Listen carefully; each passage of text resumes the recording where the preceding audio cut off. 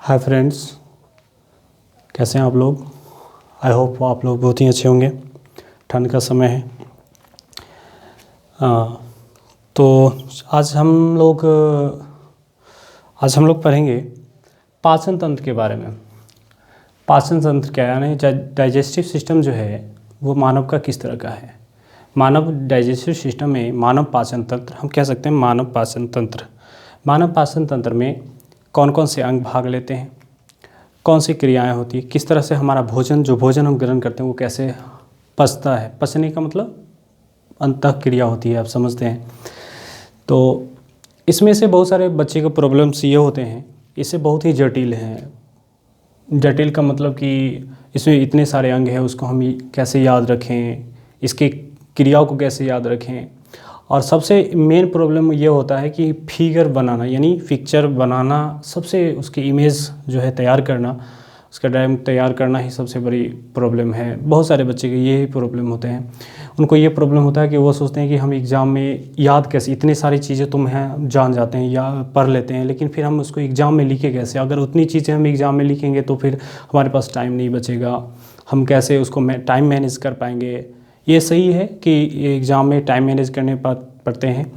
तो इसके लिए आप कैसे आप इसको याद कर सकते हैं, कैसे आप फिगर बना सकते हैं, और कितनी सरल तरीके से, कितने कम शब्दों में हम उसको पूर्णतः डिटेल्स कर सकते हैं, प्रत्येक पार्ट को हम डिटेल्स कर सकते हैं। चलिए आज हम लोग जानते हैं, ठीक है। तो ये घबराने की कोई आवश्यकता नहीं है। जो एग्ज़ाम की तैयारी करें उनको लग रहा होगा कि हम कैसे एग्ज़ाम में हम इसको लिख पाएंगे, कैसे लिखेंगे, कैसे फिगर बनाएंगे, कैसे इसको हम याद रखेंगे। तो इसमें घबराने की कोई बात नहीं है। बहुत ही ईज़िली तरीका है, बहुत ही आसान तरीका है। आप आसानी से थोड़ा प्रैक्टिस करने की ज़रूरत होती है फिगर बनाने के लिए। और सबसे इम्पोर्टेंट है कि उनमें जो जो ऑर्गन्स होते हैं, उनके कुछ ऑर्गन्स में बहुत ही सरल तरीके से कौन कौन से इम्पोर्टेंट है, आप कैसे याद रख सकते हैं, कितने ऑर्गन्स को आप याद रख सकते हैं, उसको मैं बता देता हूँ। बाकी इसके जो डिटेल्स मैं आपको किस तरह से पाचन क्रिया होती है फिर नेक्स्ट वीडियो में मैं बताऊंगा। लेकिन अभी इम्पोर्टेंट उनके लिए है जो एग्ज़ाम की तैयारी, एग्ज़ाम देने के लिए रेडी हैं, एग्ज़ाम देने जाएंगे, और या फिर जो एग्ज़ाम देंगे उनके लिए बहुत ही सरल तरीके से मैं आपको बता दे रहा हूँ कि आपका एग्ज़ाम में कैसे लिखना है, कैसे आपको फिगर बनाने हैं और कैसे उसको डिटेल्स करने हैं। कैसे, जैसे क्वेश्चन पूछा जाता है कि मानव पाचन तंत्र का वर्णन करें, आहार नाल का वर्णन करें, सचित्र वर्णन करें। तो आप सबसे पहले चित्र बनाना जानेंगे कि इसका चित्र हम कैसे बनाएं। सबसे बड़ी प्रॉब्लम, और बहुत सारे स्टूडेंट के यही प्रॉब्लम है कि चित्र कैसे बनाएं, मुझे चित्र बनता ही नहीं है ना। तो चित्र तो बनाने पड़ेंगे, एग्ज़ाम्स हैं तो आप प्रैक्टिस तो करना पड़ेगा, प्रैक्टिस करने पड़ेंगे आपको। तो आपको चित्र बनाने पड़ेंगे। तो इसके लिए मैं आपको अभी प्रैक्टिस करा बता दे रहा हूँ कि आपको कैसे फिगर बनाने हैं। आप भी मेरे साथ, आप चाहेंगे तो बना सकते हैं। आप कोशिश करेंगे, 1-2 बार कोशिश करेंगे, है ना। आप हो सकता है तो आप क्या कीजिए, चलिए मैं जो बनाता हूँ उसको आप लोग कॉपी ले लीजिए, या नहीं है कॉपी, रॉ पेपर ले लीजिए। अगर रॉ पेपर नहीं है तो बच्चे आपके घर में होंगे, क्या होंगे, सिलेट वगैरह होंगे, वो सिलेट ले लीजिए।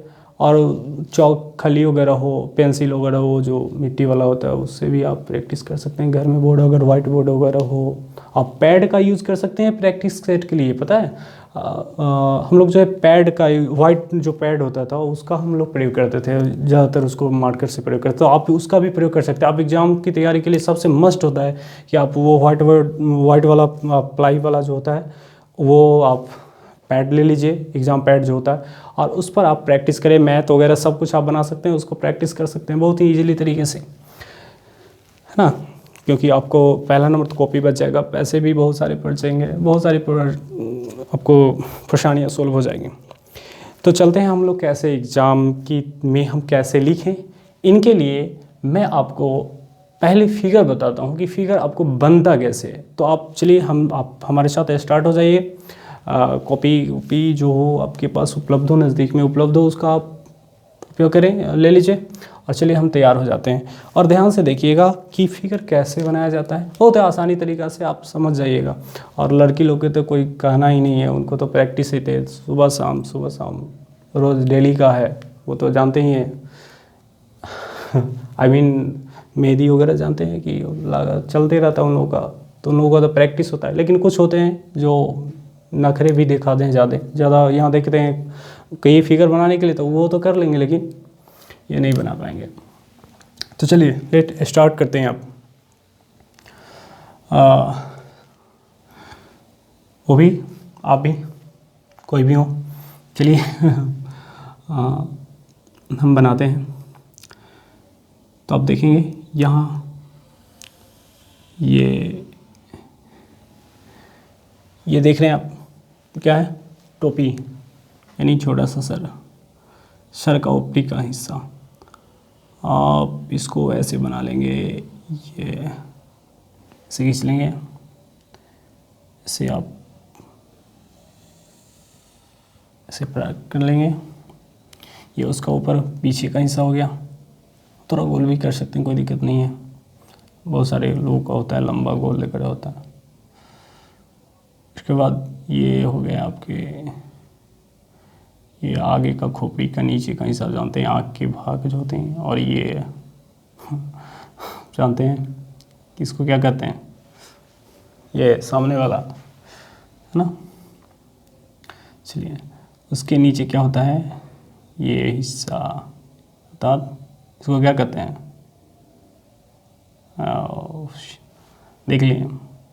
चलिए आप समझ गए होंगे क्या कहते हैं इसको। हाँ, आप लोग मिला लीजिएगा, खुद से मैच कर लीजिएगा किन से मिलता है ना। चलिए ये थोड़ा सा तो थोड़ा इसको कम कर लें, है ना। इसके एक साइड का भाग लिया, ठीक है। आपने देखा सर बन गया, सर का एक हिस्सा बन गया। क्योंकि हम जानते हैं कि मुंह होगा तभी तो अंदर जाएगा भोजन, बिना मुंह का भोजन अंदर जाएगा कैसे, है ना। मुंह के द्वारा ही तो भोजन हम करेंगे। तो चलिए ये हम देख लिए कि ये क्या होता है, कैसे बन गया, इतना क्लियर। चलिए अब नीचे का पार्ट चलते हैं। ये ऊपरी हिस्सा, ये नीचे का भाग हो गया, ऐसे खींच लेंगे, इसको थोड़ा ऐसे कर लेंगे और ये हो गया क्लियर। इतना ही होता है ना। हाँ चलिए, इतना ऐसा आसान है, आप लोग भी बना रहे होंगे आई होप। थोड़ा थोड़ा प्रैक्टिस करते चलेंगे। तो इसमें देखेंगे ये आपका हो गया। अब ये तो मेन उसका ऊपर का खोखला भाग बॉडी का देख रहे हैं ना सब, आप लोग मिला लिए होंगे कौन कौन से हैं। अपना शकल भी देख सकते हैं, नहीं होता है ना, में देख लीजिएगा मिल जाएगा, आपको पता चल जाएगा। चलिए अब यहाँ पर चलते हैं, बाद में देख लीजिएगा। अभी देखिए, अभी यहाँ पर क्या है, ये है नसिका। हम जानते हैं कि ये नसिका जो है हमारा मुंह का, हम जैसे कि ये खड़ा है, मतलब कि ऐसे ये भाग ऐसे खड़े हैं और ऐसे खड़े हैं, तो मतलब हमारा ये होगा। तो थोड़ा सा ये मैंने गर्दन घुड़ा दिया है और इसका पेट का हिस्सा सामने रखा, यानी केवल ऐसे कर दिया, क्योंकि हमें ये दिखना चाहिए, ये वाला, है ना। चलिए अब देखिए यहाँ पर ये क्या है, ये एक हमारे नाक का अंदर का हिस्सा, जो नाक का जो छिद्र होता है ना, ये है ना। और ये नाक नस का जो छिद्र होता है, इसके क्या होता है, ये एक ही अंदर, और ये हमारा मुंह का जो होता है इसके ऊपर ये लगा होता है। इसका छिद्र थोड़ा सा ऊपर इस तरह से मिल करके हमारे नाकों में के अंदर एक साथ मिल जाते हैं आगे। तो ये जो मुंह का भाग हिस्सा होता है, ये को यहाँ पर इसको थोड़ा सा आप देख के ऐसे ले सकते हैं। यहाँ पर ये, चलिए यहाँ पर आ गया। ये नीचे हम चलें, केवल हम डाइजेस्टिव सिस्टम का हम बात कर रहे हैं, तो हम डाइजेस्टिव सिस्टम की हम बनेंगे। बाकी इसमें जानते हैं यहाँ से बहुत सारी नलियाँ वगैरह, फेफड़े वगैरह का हिस्सा होता है, ये अलग अलग हिस्से निकलते हैं इधर से, ठीक है। तो हम पाचन तंत्र की बात करें तो पाचन क्रिया में हम देखेंगे कि यहाँ पर क्या होता है। उसके बाद ये कहाँ चला जाता है, ये यहाँ पर ऐसे लाएंगे और यहाँ पर ये। अब ये क्या होता है, मैं आपको बताऊँगा कि क्या होता है, ठीक है, क्लियर। चलिए पहले आप फिगर बनाना, आराम से पहले फिगर बना लीजिए, समझ लीजिए, देख करके बारीकी से आप देखेंगे तो बहुत आसानी से बन जाएगा। थोड़ा थोड़ा धीरे धीरे हाथ प्रैक्टिस करेंगे तो बन जाएगा। चलिए यहाँ देखेंगे ये क्या है। अब इसके आंतरिक हिस्सा जो होता है ना, ये भाग जो होता है इसके अंदर ये नीचे की ओर जाएगा और इसमें बहुत सारे आपने देखा होगा, सॉरी,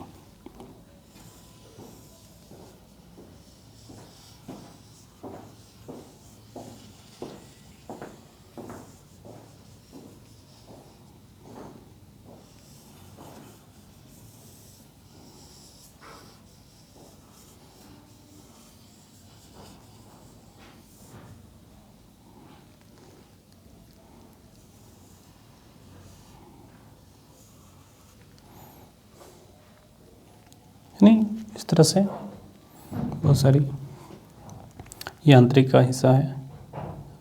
या आप इसको थोड़ा सा एडिट कर दीजिए, फिर बात इसको बनाते हैं, इसको करते हैं, इसको थोड़ा और जटिल कर देते हैं। बड़ा जटिल संरचना होती है, इस तरह से आप इस तरह से इसे जटिल संरचना में घूमता है। ठीक है,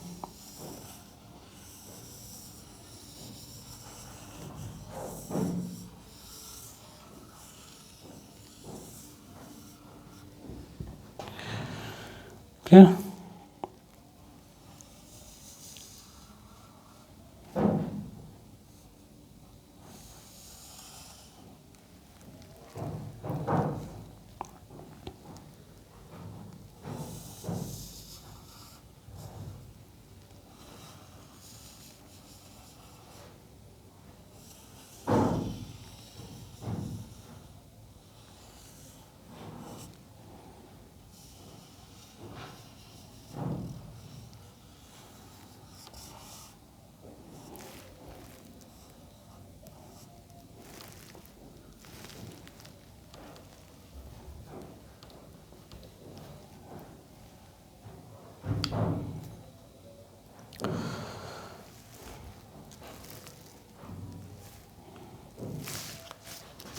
ज़्यादा नीचे आ रहे हैं तो ऊपर ही इसको रखें।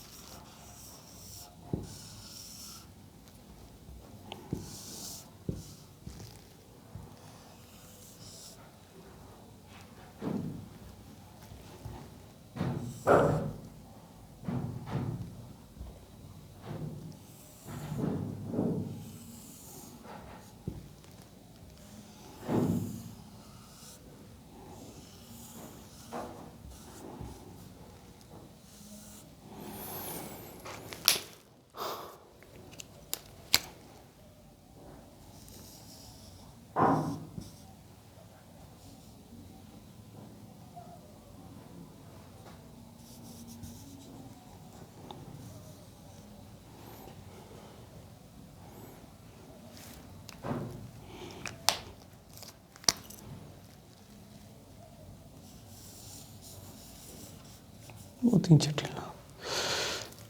चलिए, इतने हो गए। चलिए अब देखते हैं यहाँ पर क्या होता है।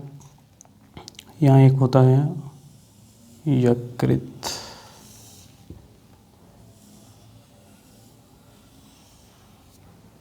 ठीक है। यकृत का एक भाग होता है जिसमें होता है पित्ताशय, ठीक है।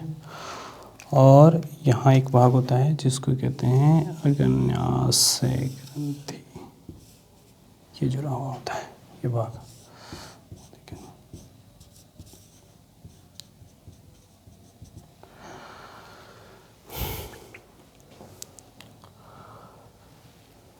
क्लियर। इसमें होते हैं लार ग्रंथि, ऐसे लार ग्रंथि और उसके होते हैं और भी ग्रंथि, लगभग 3 जोड़ी लार ग्रंथि पाए जाते हैं। ये हो गया मेरा फिगर क्लियर, तैयार। अब हम लोग इसके अंगों के बारे में जानेंगे और उसकी क्रिया के बारे में जानेंगे। साथ साथ में हम जानेंगे कि उसकी कौन कौन सी क्रियाएं हैं और कौन कौन से कार्य करते हैं और उनका भोजन किस तरह से हमारे अंदर जाता है और उसके अंगों के बारे में जानेंगे, ठीक है। देखिए, ये मैंने थोड़ा सा नीचे ज़्यादा हो रहा था, दिख नहीं रहा था, इसलिए मैंने ऊपर कर दिया। चलिए देखें यहाँ पर कि ये जो है ये है नसिका, जानते हैं इसको क्या कहते हैं, नसिका क्षेत्र यानी नाक, नसिका, याद रखिएगा, आपको पता है इसको क्या कहते हैं, नसिका, यानी अंदर के भाग हिस्सा जो नाक से सांस लेते हैं उनको कहते हैं नसिका।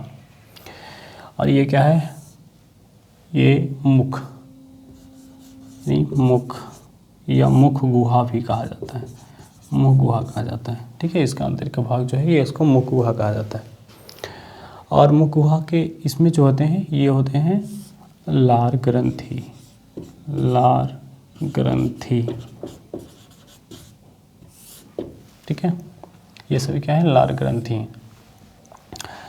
और नसिका क्या होता है, सांस को खींचना, हवा लेना, क्योंकि ऑक्सीजन हम जो ग्रहण करते हैं इसके माध्यम से करते हैं। मुख गुहा जो होता है, मुख से हम क्या करते हैं, भोजन ग्रहण करते हैं। देखिए भोजन की क्रिया 5 चरणों में पूर्ण होती है। कौन कौन सी क्रिया है, 5 क्रिया।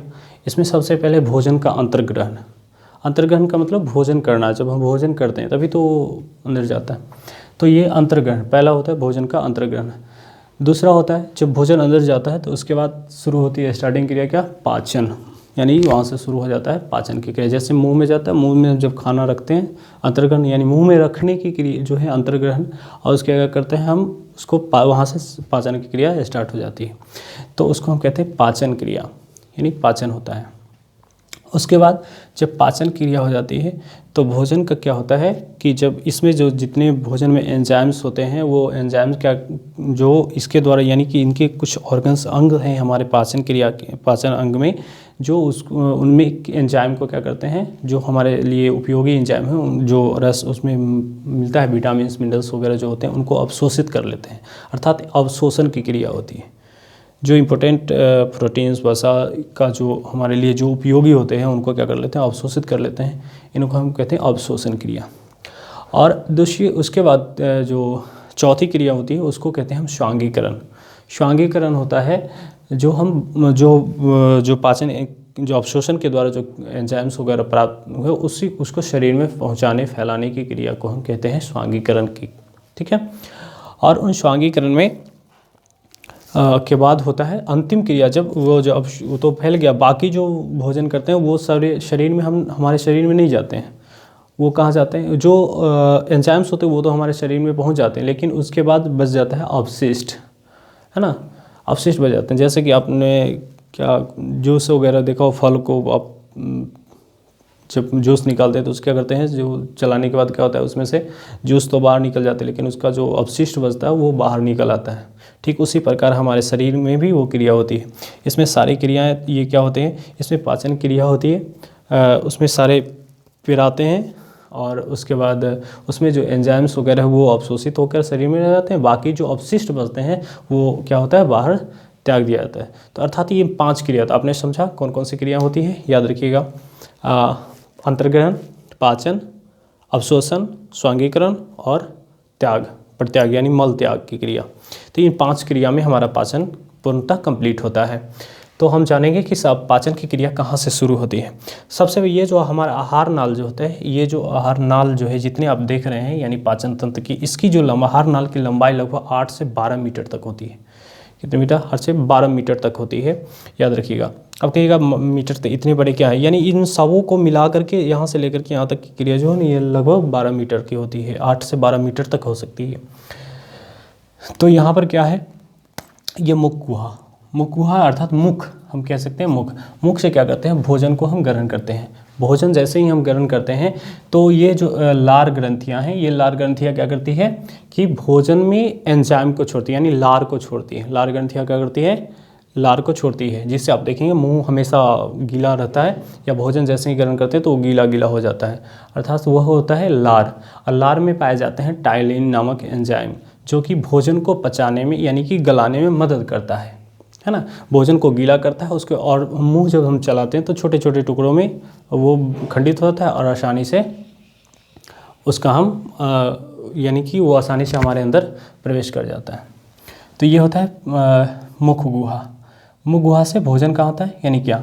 अब देखिए इसमें जो नली जो होती है ये भी जुड़ी होती है, यानी सांस की नली, हवा की नली, और इसमें दोनों एक साइड इससे जुड़ी होती है। इसकी नली जो होती है ये हमारे पीछे की नली होती है, और उसके आगे क्या होती है, हवा की नली यानी सांस की नली होती है, जिसकी नली के कारण यहाँ दो नलियाँ बनती हैं, दो नलियाँ, जो एक हवा के लिए होती है और एक होती है क्या, भोजन के लिए। तो भोजन के लिए एक अलग नली होती है, इसको कहते हैं ग्रसनी। ग्रसनी क्या कहते हैं, ग्रसनी कहते हैं, ठीक है। और ये जो है ग्रास नली, इसके अंदर क्या है, ग्रास नली, इसको कहते हैं ग्रसनी, ग्रास नली। और यहाँ का जो होता है जो हवा, तो आप सोचेंगे कि जब सांस उसी से जाता है, भोजन उससे जाता है, तो ज़्यादा कैसे। तो यहाँ पर एक ग्रंथि पाई जाती है, एक यहाँ पर एक ग्रंथि पाई जाती है। इस तरह से क्या होता है कि यानी कि ये हवा को, इसको हम कहते हैं एपिग्लॉटिस।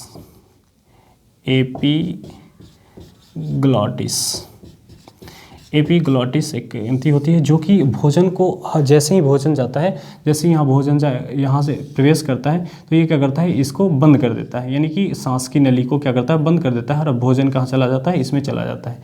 जैसे ये ऊपर जाता है, यानी कि लीवर के ऊपर नीचे ऊपर होते रहता है। जैसे ये भोजन करेगा, ये क्या करेगा, नीचे चला जाएगा, यानी भोजन ये क्या का नीचे आ जाएगा, जिससे ये सांस नली को बंद कर देगा और ये भोजन इसमें चला जाता है। इसको मतलब डाइवर्ट कर देता है, यानी सांस नली में जाने नहीं देता। आपने देखा होगा कभी कभी अचानक भोजन, ये क्या माइंड के ऊपर सेंसिटिव होता है कि उसके ऊपर जब भोजन कर रहे होते हैं तो वहाँ पर उसको दिमाग जो तुरंत इंडिकेट करता है, इंडिकेट करने को पता चलता है कि हमको उसको कहाँ भेजना है, किधर करना है, उसको डाइवर्ट, यानी कि ट्रैफिक का काम करता है कि किसको किधर भेजना है, हवा को किधर भेजना है और भोजन को किधर भेजना है। तो यहाँ क्या करता है कि ये भोजन इस तरह से ट्रैफिक जो है उसके तरह काम करता है। और ये क्या करता है, जो भोजन जैसे ही आता है, देखता है कि भोजन अब आया, तो क्या करता है, इसको क्लोज कर देता है, बंद कर देता है, और जैसे ही बंद करता है भोजन उस रास्ते से, यानी कि भोजन नली में चला जाता है। और जो जैसे फिर भोजन बंद होता है कि ऊपर ये चलाता है, उसके बाद सांस हवा जो है इधर की ओर चले जाते हैं, यानी सांस नली में यानी फेफड़ों में चले जाते हैं, और ये भोजन इधर चले, इसको कहते हैं एपिग्लॉटिक्स। ठीक है, तो ये समझ में आया एपिग्लॉटिक्स क्या होता है। चलिए, अब ये जो है भोजन जो है यहाँ से आता है, और इसमें कहाँ आता है, इसको कहते हैं हम अमाशय। क्या कहते हैं, अमाशय, अमाशय, एस्टोमच। ठीक है, अमाशय, ये भोजन इसके द्वारा कहाँ चलाता है, अमाशय में। और अमाशय में आकर क्या करता है, भोजन एकत्रित होता है। लगभग 3 से 4 घंटा भोजन इसमें अमाशय में एकत्रित रहता है, रुका हुआ रहता है। उसके बाद ये धीरे धीरे क्या होता है, पाचन की क्रिया यहाँ से शुरू होती है। और इसमें क्या होता है, क्रम कुचन। अब सीधा जो भोजन करते हैं ना, ये डायरेक्टली यहाँ नहीं चलाता है, डायरेक्ट वहाँ रखते हैं, सीधा नहीं है। इसमें एक संकुचन, ये बहुत ही जटिल होते हैं, ये जो नलियाँ होती हैं वो बहुत ही जटिल होते हैं, मतलब कठोर ठोस होते हैं। मतलब कि ठोस का मतलब क्या, मतलब कि उतना ठोस नहीं, मतलब कि बहुत ही एडजस्ट होते हैं, जो कि एक। अब ये जब भोजन करते हैं तो अगर ऐसे रहेगा तो क्या करें, भोजन डायरेक्टली पहुंच जाएगा अंदर। तो इस तरह से भोजन ग्रेविटी के कारण, अब हम खड़ा रहेंगे तो भोजन नीचे आएगा, नहीं तो ऊपर करेंगे तो उधर हो जाएगा, सो जाएंगे तो भोजन होगा ही नहीं, यानी पचेगा ही नहीं, तो अंदर जाएगा नहीं। लेकिन इसके लिए क्या, एक कुंचन की क्रिया कहते हैं। वो कुंचन क्रिया क्या होती है, उसके द्वारा ये भोजन रुक रुक करके यहाँ से प्रवेश किया, यहाँ से क्या होगा, यहाँ से प्रवेश किया। आपने देखा होगा सांप वगैरह को, कभी मेढक वगैरह को खाते हुए, तो मेढक सांप क्या करता है, मुंह छोटा सा होता है लेकिन वो बड़ा क्या कर लेता है, इतना बड़ा मेढक है वो बड़ा कर लेता है, और उसको अंदर जैसे ही अंदर प्रवेश करता है तो उसका भाग, ऊपर वाला भाग फूलते चला जाएगा, और पीछे का भाग फिर जैसे ही अंदर कर लेगा ये भाग पिचक जाएगा, यानी कि एक सट जाता है, उसका एडजस्टिंग आ जाता है, साइज में आ जाता है, और ये उसका कहाँ चला जाता है, अंदर चला जाता है। आप आसानी से सांप वगैरह आपने देखा होगा, वो छोटा जो आसपास में आप मिल जाता है जनरली देखने को, उन सबों को देखा होगा मेढक को खाते हुए या किसी चीज़ को खाते हुए। तो उसमें आपने देखा होगा कि ये भोजन जैसे जैसे अंदर जाता है वो वहाँ फूलता चला जाता है, और जैसे ही उसके अंदर जाता है पाचन क्रिया के बाद समाप्त हो जाता है। तो इसी तरह हमारा शरीर ये जो होता है, ये होता है। इसमें जैसे ही जो होता है भोजन करते हैं तो छोटे छोटे टुकड़ों में हम भोजन करते हैं, तो वो फिर क्या करता है, आगे भेजता है, फिर यह आगे से यानी वो ऊपर से चपते चला जाता है, और भोजन आगे, क्योंकि लार ग्रंथि से लार स्रावित होता है, वो लार क्या करता है, उसको गीला चिपचिपा बनाया हुआ रहता है, लसलसा बनाया हुआ रहता है, और बहुत ही मुलायम बना देता है, जिसके कारण वो आसानी से आगे की ओर बढ़ता चला आता है।